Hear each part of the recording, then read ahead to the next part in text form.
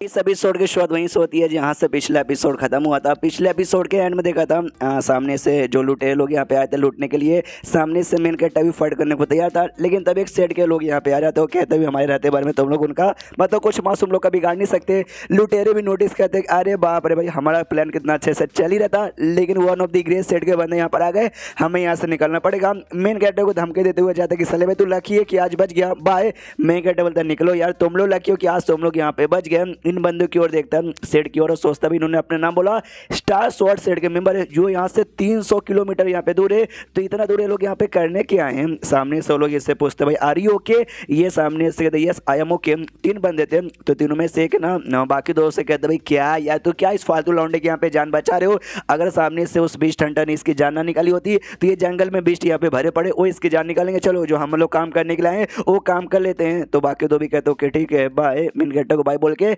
निकल जाते आगे जाने के लिए। तो मेन कैरेक्टर सोचता भी वो तीसरा बंदा उनका कौन था यार, बड़ा बदतमीज था वो बंदा, कॉन्सेप्शन स्टेज के मीडियम लेवल पे, अच्छा उस बात का शायद हल्का सा घमंड होगा, लेकिन ये जंगल है ना भैया, जंगल के अंदर लिटरली जो बीस्ट यहाँ पर ना जंगली बीस्ट घूमते घूमते यहाँ पे रहते हैं, प्लस एक बहुत ही ऐसा स्ट्रॉन्ग डाउ स्टेज का एक बीस्ट भी यहाँ पर है जो सारे बिस्टों का राजा यहाँ पे माना जाता है, और तभी ना बिस्टों का आवाज आता है उनके पास से। तो ये भी देखता शिट भाई फाइट चालू हो गया, आगे जाता है। हाँ तो उन तीनों के सामने ना एक बुल वाला बिस्ट यहाँ पे आ चुका था, तो बिस्ट आगे ऐसा फाइट करने के लिए बढ़ता है, तो सामने से जो उनका जो स्ट्रॉन्गेस्ट बंदा था जो बदतमीजी कर रहा था वो भी आगे बढ़ जाता है कि साले भाई तू नहीं बचेगा, वो सब हमला करके उस बिस्ट की जान निकाल लेता है। जैसे जान निकालता है ना मेन कैरेक्टर सोचते हैं कि यार ये लोग यहाँ पे बुद्धू है या गधे के बच्चे यार, इनको मालूम नहीं है क्या इस टाइप को जो बुल वाले बिस्ट यहाँ पे होते हैं ना बड़े ये होते हैं भाई, एक एरे उनके ऊपर लगा रहता है पैदाइशी से, जैसे एक के यहाँ पे मौत होती है ना तो आसपास जो बाकी बुल वाले बिस्ट है ना उनको मैसेज चल जाता है और लोग फटाक से उस एरिया में आ जाते हैं, आराम से बैठ के भाई स्टाइल दिखा रहे, ये नहीं कि यहाँ से भाग जाए, जैसा मेन कैरेक्टर ने बोला वैसे ही होता है। वहाँ पे एक दो नहीं बल्कि ढेर सारे और भी बुल वाले बिस्ट आ जाते,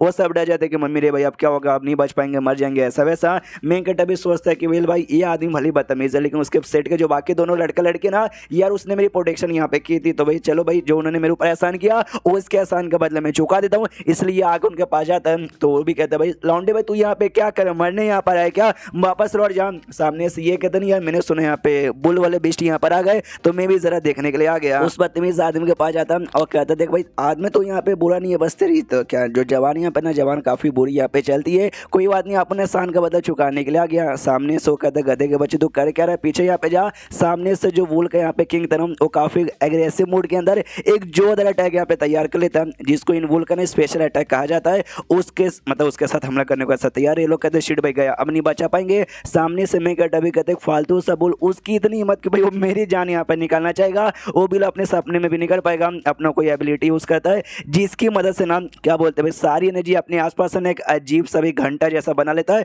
उसमें कॉन्सेंट्रेट कर लेता है। जो देखते ही सामने से लोग भी हिल जाते हैं कि ओ माय गॉड भाई इसने सारी पावर उस घंटे में कॉन्सेंट्रेट कर दी, ये टेक्निक कौन सा भी जो भी टेक्निक है ना ये काफी अजीब और एकदम मतलब अलग टाइप की लग रही है, हमने इसके बारे में कभी सुना हो ना बिल्कुल भी नहीं है। उतने में जो बुल है ना बुल सामने से हमला करता है, तो जो भी इसने घंटा वगैरह ऐसा तैयार किया था शील्ड जैसा था बेसिकली, तो उससे अपनी प्रोटेक्शन यहाँ पे कर लेता है। वो देख के हिले पड़े कि ओ माय गॉड भाई कितना स्ट्रॉन्ग है इसका शील्ड। सामने से ये कहता है जो मेरा लेवल यहाँ पे ना मेरा लेवल यहाँ पे काफी कम है, जी चेक में ये शील्ड ज्यादा समय के लिए बरकरार नहीं होगा और कुछ ही सेकंड में ये टूट जाएगा।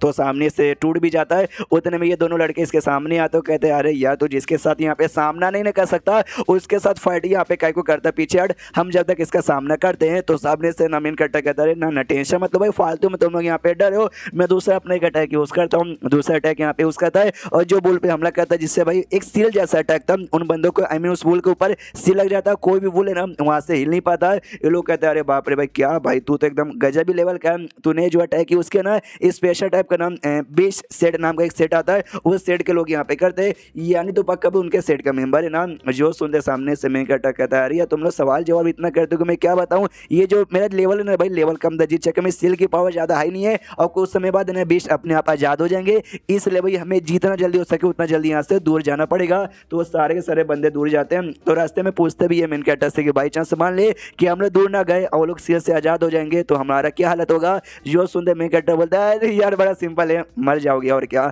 उसके बाद यहाँ पे काफी दूर जाते हैं और जैसे दूर जाते हैं ना जमीन हल्का सी कांपने की आवाज आती है, यानी जो बुल लोग है ना आजाद हो चुके थे और वापस से भागना चालू कर दिए। तो वो भी कहते शिट भाई बुल तो आजाद हो गए, अब क्या करे भाई आवाज तो यहीं तक आ रही है, मेरे ख्याल से हमें और भी दूर भागना चाहिए, लेकिन मैं कहता मना कर देता हूँ, कहता ना अब कहीं और जाने की कोई जरूरत नहीं है, हम लोग सेफ एरिया में आ गए हैं। उनका जो अग्रेसिव बिहेवियर है ना अपने एरिया के लगभग 50 मीटर के अंदर में होता है। हम लोग भाई 100 से भी ज़्यादा दूर यहाँ पर आ चुके हैं, तो टेंशन लेने की कोई जरूरत नहीं है। वो लोग चौक जाते कहता अच्छा भाई तू भागते भागते डिस्टेंस के उससे तूने ध्यान रखा, वाह। लड़की कहती हाँ भाई बहुत ही बढ़िया, तुम्हारा शुक्रिया। सामने से मैं कहता केवल यार अब हम लोग डेप में आ चुके, तो मैं जो काम होगा तुम जाके अपना काम करो, मुझे जो काम है करना वो मैं अपना काम जाके करता हूँ। जो सुनते वो लोग भी कहते ओके ठीक है भाई, बाय बाय, फिर कभी यहाँ पे मिलेंगे। इतना बोलते ही अलग हो जाते। जैसे अलग होते ना, मैं कहता दिमाग में आता केवल ये जो भी बोल यहाँ पे ना, और सब जो फॉरेस्ट का सेंटर के एरिया ना भाई, सेंटर के एरिया में यहाँ पे पाए जाते हैं। लेकिन हम लोग बाउंड्री वाले यानी कोने के एरिया में थे, लेकिन तो भी बोला गया ऊपर से ये सेट वाले जो कि यहाँ से मतलब 300 किलोमीटर दूर है, वो लोग यहाँ पर है और इनके पास भाई बाउंड्री पे हम लोग गया।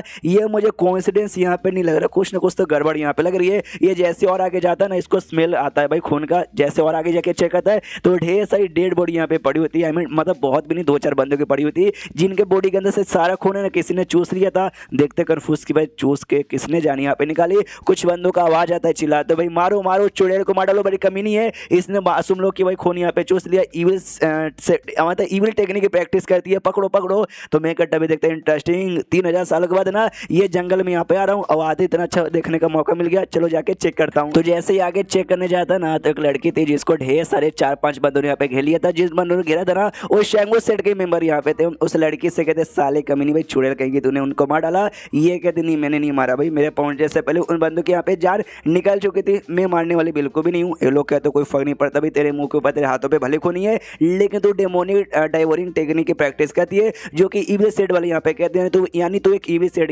वाली है, यानी भाई तू यहाँ पे खत्म। जो सुनते लड़की सामने से कहती हाँ सेट यहाँ पे ना राइटिया सेट और ईवी सेट में डिवाइडेड होती है। अगर आपने ढेर सारे मानुअस यहाँ पे पढ़े या फिर मेरी अगर आपने मेरी सारे कल्टीवेशन वाले मांगा का एक्सप्लेनेशन देखा, तो आपको मालूम होगा इन दोनों अलग अलग कैटेगरी में डिवाइडेड होते हैं। तो लड़की बता दी हाँ भाई ये खाली टेक्निक के ऊपर डिपेंड नहीं होते, बल्कि ना बंदों के पर्सनैलिटी के ऊपर भी यहाँ पे डिपेंड होती है। राइटियस वाले हमेशा अच्छे रहते हैं, लेकिन तुम खुद को ना राइटिया सेट के मेंबर के तो, लेकिन देखो तुम कितने कमीने यहाँ पर हो, मुझे मार के जो मेरी टेक्निक यहाँ पर है ना भाई, जो एक डेमोनिक टेक्निक है उसको ऑब्टेन यहाँ पे करना चाहते हो। तो बोलो भाई तुम्हारे बीच में डेमोनिक लोगों के बीच में यहाँ पे क्या फर्क है। वो लोग कहते हैं वी फकिंग डोंट केयर, हमले करो इस कमीने पे, मार के इसके टेक्निक यहाँ पे ऑब्टेन कर लो।